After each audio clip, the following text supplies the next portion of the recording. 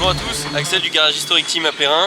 Aujourd'hui je vous présente le nouveau Cayenne Turbo 739 chevaux. Allez venez, je vous emmène.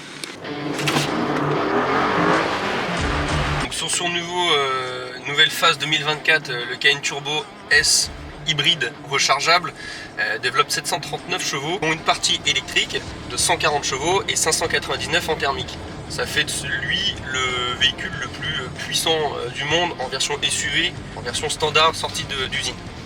Donc en motorisation, on reste toujours sur le V8 biturbo, comme c'est congénère, avec du coup 5 styles de conduite.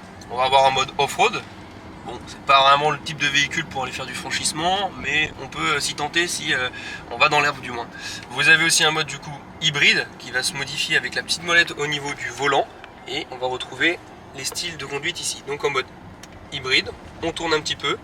On va avoir donc du coup le mode sport où là on a la capacité maximale du véhicule avec les clapets qui vont s'ouvrir, où là on entend vraiment le bruit du V8.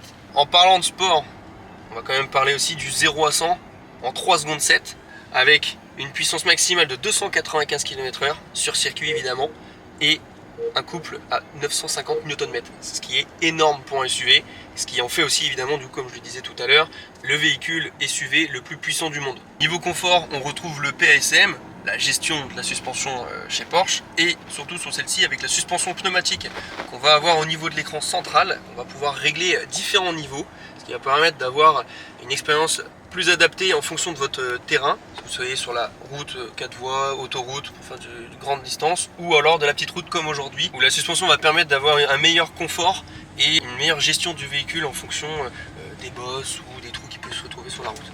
Sur l'autonomie électrique, parce que c'est un véhicule hybride rechargeable, vous avez une autonomie donc de 75 km en 100% électrique. Évidemment, souvent comment vous roulez, si vous êtes sur la 4 voies ou autoroute, ça va descendre relativement quand même.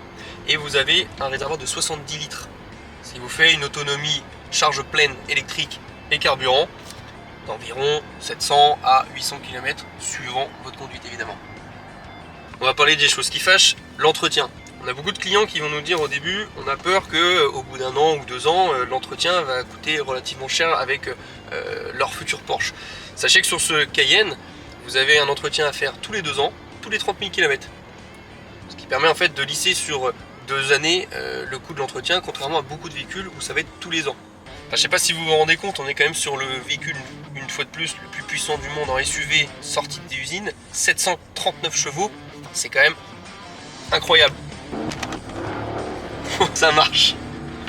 Nouveau modèle, donc nouvelle technologie, avec cette planche de bord totalement digitale, incurvée, issu du Taycan précédemment, avec toujours cet écran central complètement tactile. Et la grosse nouveauté sur le Cayenne, un écran pour le passager en option. Vous allez pouvoir avoir tout ce qui va être GPS, gestion de la musique, etc. Et notamment aussi tout ce qui va être un système de streaming pour les vidéos, Disney Channel, Netflix, etc., etc. avec la gestion sur le téléphone. On va retrouver une console centrale semi-tactile où il faut quand même appuyer bien sur le bouton pour pouvoir actionner. Siège chauffant, etc. On va avoir au milieu toujours le système en option de recharge sans fil pour le téléphone. On attend quelques instants et la recharge du téléphone est active. Au niveau des options, on va retrouver les 18 positions avec réglage mémoire pour le conducteur et le passager. À l'intérieur, on retrouve le pack carbone sur les portes, au milieu et sur notamment le volant sport qui est très très joli.